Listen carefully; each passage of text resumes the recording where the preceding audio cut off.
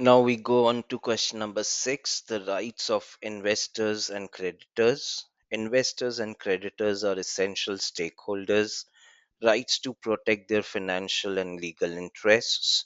Rights stem from contracts and legal returns. Investors fund businesses seeking profit returns. Creditors lend capital expecting timely repayments. Governance ensures fair treatment of all parties. Rights vary based on investment instruments. Legal frameworks differ across global jurisdictions.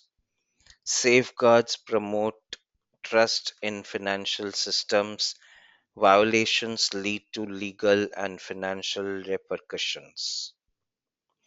Rights of investors, right to information, access to timely, accurate financial data, right to inspect companies' books and accounts, periodic updates through annual financial reports, disclosure of risks associated with investments.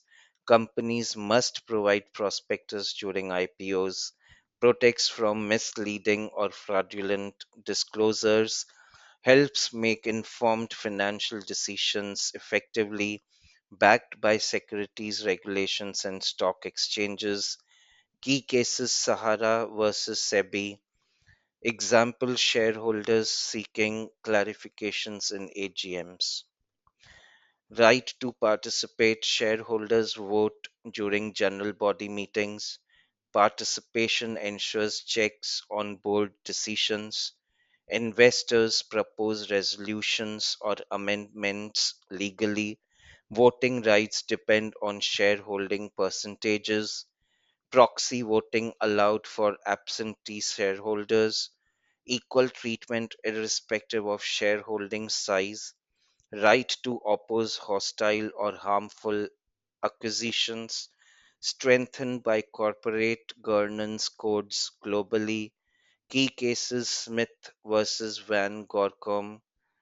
Examples shareholders blocking CEO compensation hikes. Rights of creditors, right to timely repayment. Lenders expect repayment as per contract terms, includes principal, interest, and associated fees. Delayed payments incur penalties or interest rates. Legal actions possible for default or breaches. Creditors rank higher than shareholders post insolvency, protects their financial stability and operations, backed by bankruptcy laws and financial regulations. Key cases Insolvency Act 1986, example bank recovering loans via asset liquidation. Right to collateral, secured creditors demand collateral for large loans. Collateral ensures practical recovery post default. Types include property, machinery, or securities, strengthened by lien or charge registration laws. Priority rights over unsecured creditors during liquidation. Collateral valuation done independently for fairness. Legal frameworks like UCC uphold these rights. Key cases Central Bank versus Willock, Canada 1997. Example mortgages given for home or business loans. Examples of relevant case laws Sahara versus SEBI. Investors misled by unregistered bond insurances. SEBI ordered refund of over INR 24,000 crores. Landmark case ensuring retail investor protection. Emphasized prospectus disclosures for public issues, highlighted penalty enforcement for regulatory violations. Supreme Court favored transparency in investments, enforced investor rights over corporate malpractices.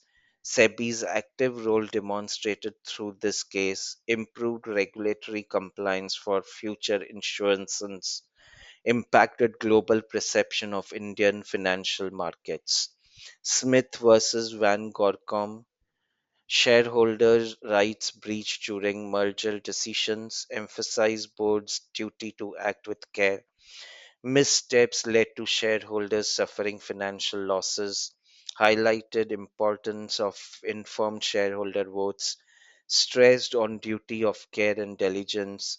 Delaware court emphasized transparent governance, improved accountability of company board members, shareholders empowered to challenge improper decisions, landmark ruling in corporate governance domain, precedent for fiduciary duties across US companies.